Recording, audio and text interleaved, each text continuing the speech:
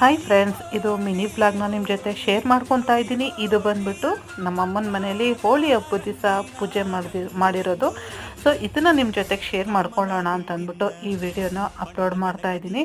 ಇದು ಬಂದ್ಬಿಟ್ಟು ಮಧ್ಯಾಹ್ನ 12:30ಗೆ ಪೂಜೆ ಸ್ಟಾರ್ಟ್ ಆಗಿದೆ. ಸೊ ಬೆಳಿಗ್ಗೆ ಎಲ್ಲ ಬಂದ್ಬಿಟ್ಟು ಪೂಜೆಗೆಲ್ಲ ರೆಡಿ ಮಾಡಿಕೊಂಡು ಅಡುಗೆ ಎಲ್ಲ ಮಾಡೋಷ್ಟೊತ್ತಿಗೆ ಇಷ್ಟೊತ್ತಾಯಿತು. ಸೊ ಅಡುಗೆ ಎಲ್ಲ ನಾವು ನೈವೇದ್ಯಕ್ಕೆ ಇಟ್ಬಿಟ್ಟು ಇವಾಗ ಪೂಜೆ ಮಾಡ್ತಾ ಇದ್ದೀವಿ.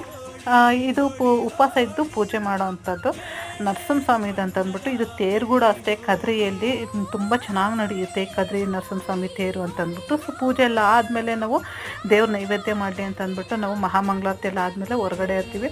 ಸೊ ಆಮೇಲೆ ಮತ್ತೆ ಬಂದ್ಬಿಟ್ಟು ಯಾರು ಉಪವಾಸ ಇರ್ತೀರೋ ನೋಡಿ, ಅದನ್ನು ನಾವು 2 ಎಲೆನ ಪ್ರಸಾದ ಅಂತ ತಿಂತೀವಿ. ಸೊ ಇನ್ನೊಂದು ಎಲೆ ಬಂದ್ಬಿಟ್ಟು ಹಸುಗೆ ನೈವೇದ್ಯವಾಗಿ ಇಡ್ತೀವಿ. ಸೊ ಈ ಬ್ಲಾಗು ಮಿನಿ ಬ್ಲಾಗು ನಿಮ್ಮೆಲ್ಲರಿಗೂ ಇಷ್ಟ ಆಗಿದೆ ಅಂತ ಭಾವಿಸ್ತೀನಿ. ಇಷ್ಟ ಆಗಿದ್ರೆ ನನ್ನ ಚಾನಲ್ನ ಸಬ್ಸ್ಕ್ರೈಬ್ ಆಗೋದು ಮಾತ್ರ ಮರಿಬೇಡಿ.